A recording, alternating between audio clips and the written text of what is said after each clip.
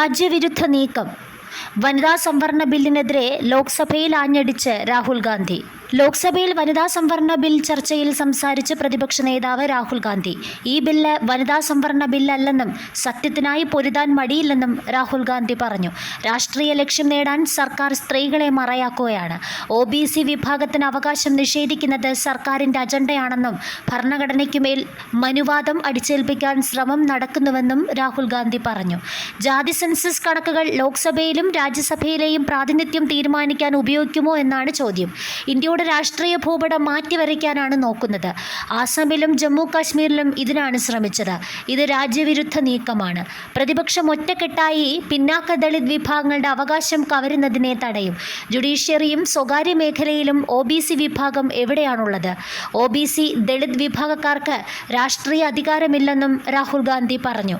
രാഹുൽ ഗാന്ധിയുടെ പ്രസംഗത്തിനെതിരെ കേന്ദ്രമന്ത്രി കിരൺ റിജിജു രംഗത്തെത്തി.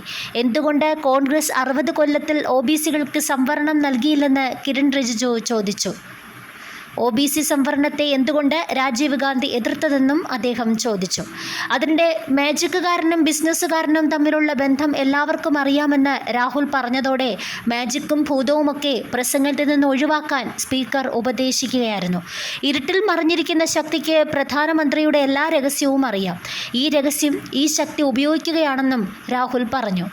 ഇതോടെ രാഹുലിനെതിരെ സ്പീക്കർ വിമർശനം ഉന്നയിച്ചു. പാർലമെന്റിൽ മര്യാദ പാലിക്കണമെന്ന് സ്പീക്കർ പറഞ്ഞതോടെ പ്രതിപക്ഷവും ഭരണപക്ഷവും തമ്മിൽ ഏറ്റുമുട്ടി. സ്ത്രീകൾക്ക് വേണ്ടി നിൽക്കുന്നു എന്ന് വരുത്താൻ നരേന്ദ്രമോദി ശ്രമിക്കുന്നു. എന്തിനു വേണ്ടി ഇത് ചെയ്യുന്നുവെന്ന് നിങ്ങളുടെ ഊഹത്തിന് വിടുകയാണെന്നും രാഹുൽ ഗാന്ധി പറഞ്ഞു. അതേസമയം രാഹുൽ പ്രധാനമന്ത്രിയെ അപമാനിക്കുന്നുവെന്ന് ആരോപിച്ച് BJP ബഹളം വച്ചു. രാഹുൽ ക്ഷമ ചോദിക്കണമെന്ന് രാജ്നാഥ് സിംഗ് പ്രതികരിച്ചു. നരേന്ദ്രമോദി അപമാനിക്കുന്നത് രാജ്യത്തെ ജനങ്ങളെ അപമാനിക്കുന്നതിന് തുല്യമാണെന്നും രാജ്നാഥ് സിംഗ് പറഞ്ഞു.